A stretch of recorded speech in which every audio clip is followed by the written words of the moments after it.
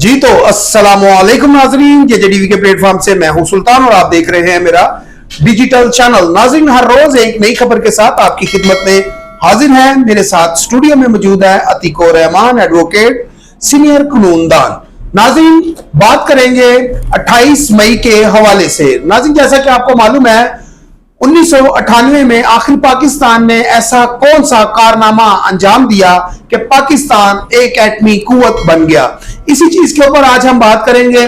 और नाज़रीन, किसने ये एटमी बम बनाया, कौन था इसका इंजीनियर, आखिर किसके दौरे हुकूमत में ये सब हुआ, ये जानेंगे अतीको रहमान साहब से। जी अस्सलाम वालेकुम सर। जी वालेकुम सलाम। क्या हाल है सर? ठीक है, खैरियत से है? अल्लाह का करम है सर। कैसा लग रहा है सर आज आपको कि आपका मुल्क जो है आज 27 साल हो गए उसको कि एटमी कुव्वत बना हुआ है, आज 27वीं साल गिरा है। बिल्कुल, मैं समझता हूँ बहैसियत पाकिस्तान एटॉमिक पावर बनना हमारे लिए काबिल फख्र है और पूरी कौम को इस बात पे फख्र है कि हम दुनिया की 5वीं जो एटॉमिक पावर बने 1998 में। 1998 में हम 6th बल्कि हम 7th पावर बने, क्योंकि 5 पहले से बड़ा मुल्क था और छठा इंडिया और 7वां हम बने। ठीक हो गया, और इसमें हम फख्र महसूस करते हैं। अब देखिए, जिसे आपने कहा कि ये क्रेडिट किसको जाता है, इंजीनियर किसने किया है, तो पाकिस्तान पीपल्स पार्टी कहती है भुट्टो ने बनाया, नून लीग कहती है कि जनाब क्योंकि टेस्ट जो है नवाज शरीफ के दौर में हुआ था, नवाज शरीफ को सहरा जाता है।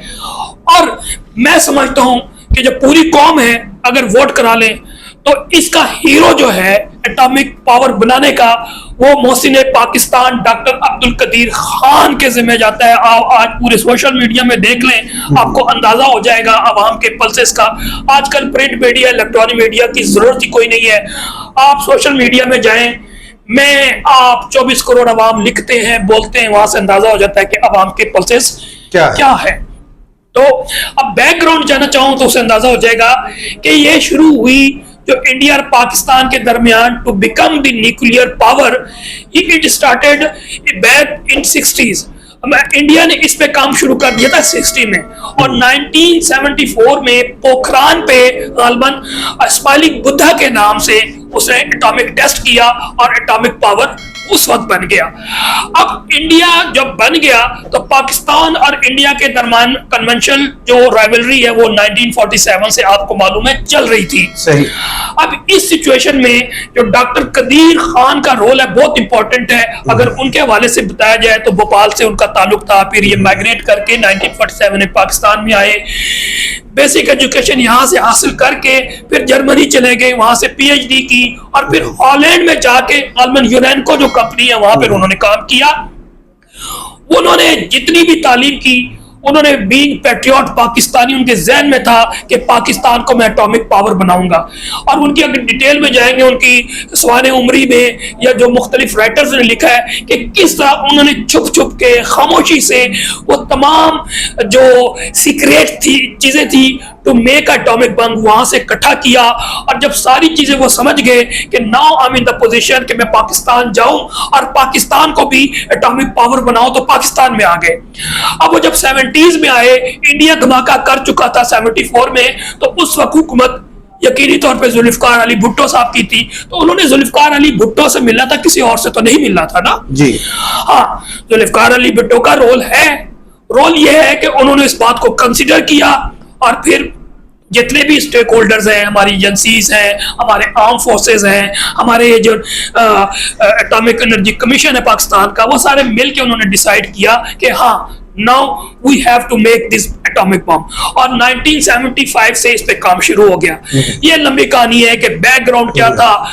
अरब ममालिक ने भी बड़ा साथ दिया, शाह फैसल ने भी दिया, मैं आपको बताऊं, और कर्नल कज़ाफी का भी इसमें बहुत बड़ा किरदार है। हर इस्लामिक कंट्रीज ने हिस्सा बकदर जुस्सा मैं समझता हूं शामिल किया, तो ये एटॉमिक पावर बना। और पाकिस्तान में समझता हूं 1983-84 में एटॉमिक पावर बन गया था। अभी टेस्ट नहीं किया था, जो आपको याद होगा कि ज़ियाउल हक के दौर में जब टेंशन बढ़ी पाकिस्तान और इंडिया के दरमियान, उस वक्त वजीर आजम थे राजीव गांधी साहब, और फिर क्रिकेट डिप्लोमेसी से उन्होंने इसको डिफ्यूज करने की कोशिश की टेंशन।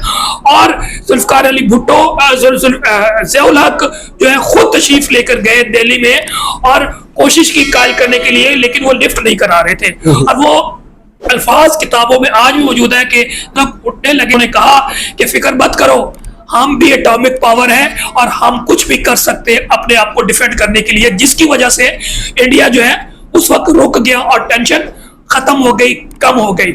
और जिस तरह कहा यह जाता है कि ये अंदर खाने में ये टेस्ट करते रहे, एटमी धमाके करते रहे। टेस्ट नहीं किया था लेकिन तैयार हो चुका था। टेस्ट तो आप समझ रहे कि अनाउंस करना कि जनाब मैंने ये बना लिया, बना चुके थे 1983-4 में, लेकिन ओपन नहीं कर रहे थे, नहीं किया था। अब इंडिया ने फर्दर एस्केलेशन के लिए जो बीजेपी की हुकूमत आई 96 या 97, 98 में अटल बिहारी वाजपेयी जो है वजीर आजम थे, उन्होंने पोखरान में 5 जो है टेस्ट न्यूक्लियर किए। उसकी वजह से टेंशन पाकिस्तान में है कि यार अब इसका जवाब देना चाहिए। 1974 में भी हम खामोश रहे क्योंकि हमारे पास तो था भी नहीं, लेकिन अब बना चुके हैं तो हमें क्या करना चाहिए। इंटरनेशनल प्रेशर भी है, वो लंबी बात हो जाएगी। तमाम इंटरनेशनल कंट्रीज ने, जापान भी है, यूके भी, फ्रांस भी, यूएसए, सब ने कहा कि आप ना करें, लेकिन यहां पर भी टेंशन थी। वजीर आजम की हुकूमत नवाज शरीफ की थी, उसमें मिलिट्री ने प्रेशर किया, अवाम ने प्रेशर किया, पार्लियामेंटेरियंस ने किया। मुख्तसर ये कि प्रेशर बिल्ट हुआ और डॉक्टर अब्दुल कदीर खान साहब की सबसे बड़ी राय थी, उनको ऑन रिकॉर्ड हर चीज, कि मैंने मोटिवेट किया कि ये राइट टाइम है, हमें ये करना है, वरना हमने बम किस लिए बनाया। मुख्तसर ये कौम ने डिसाइड किया, इसके पीछे पूरी कौम खड़ी थी, किसी एक शख्स का फैसला मैं समझता हूँ, क्योंकि राय में बहुत इंपॉर्टेंट होती है।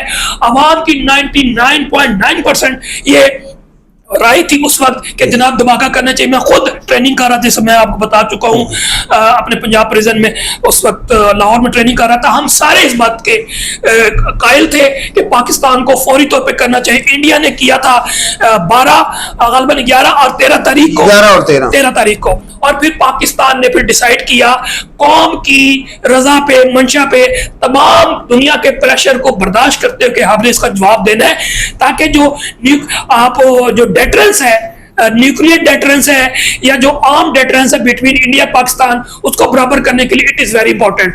और फिर ये मैं समझता हूँ ये कौम की फतह थी, ये कौम की ख्वाहिश थी, और इसके पीछे सारे लोग खड़े हुए और फिर ये धमाका किया गया। लेकिन pioneer, founder doctor Abdul Qadeer Khan है, मैं उनको हैट्स ऑफ कहता हूं, वो मोहसिन पाकिस्तान है।